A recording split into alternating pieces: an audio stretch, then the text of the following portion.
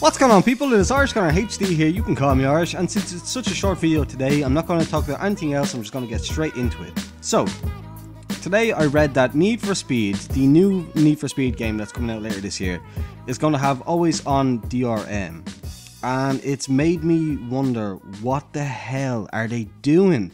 Like, how can they not understand what a mess that they're making of this? So, little backstory. Need for Speed this year it's seeming like a return to form. It's seeming like they're going back to the Need for Speed Underground and Underground 2 kind of days of kind of street cars, customization, nighttime racing, kind of street racer kind of thing. Rather than the police chases and the exotic cars like Ferraris, Lamborghinis and Porsches and stuff like that, like they've done for the last however many years now and just made an absolute disaster of it. Like, I think the last really well received Need for Speed game was like Hot Pursuit, I think. I think Rivals was kind of seen as okay, other than the PC port. But in general, Need for Speed has just not been seen as a good series, especially since they pump out so many of them. Like, I can't even remember all of the Need for Speed games. The last one that I physically owned was Carbon. And even that, I can't even tell you where in the series that is.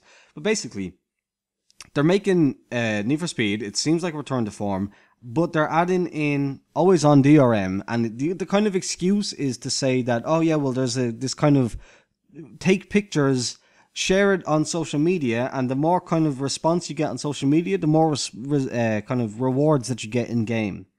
Fuck off!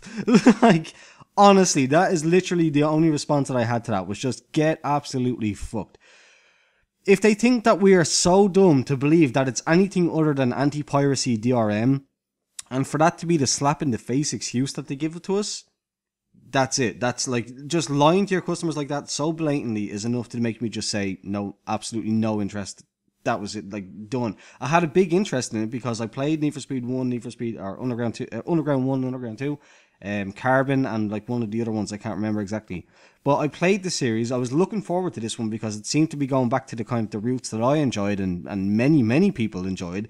Whenever Need for Speed is brought up, everyone, the comments, whenever you see Need for Speed in kind of like in it, whenever it gets popular for some reason, the comments is it on this kind of video or whatever, post or whatever that is always just, oh, I wish they'd bring back the customization and the car list from Underground 1 or 2, or like kind of go back to the street cars and stuff like that. They finally did it. They had GT86s from Toyota, they had Rocket Bunny kits, they had the ability to lower the cars and stuff like that. It seemed like they were really taking on the kind of modern car scene and kind of like really trying to represent that really nicely. And then they go and do this, and they go and fuck over everyone's kind of trust and faith in the game. Again, we don't know how it's going to pan out.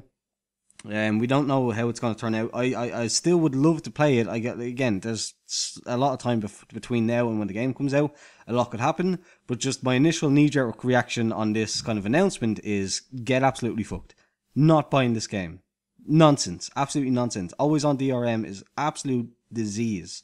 But that's it. I apologize for talking so long over the gameplay. I really did want to keep it short and snappy because I wanted to talk about it, but I didn't have a whole lot of Project Cars gameplay.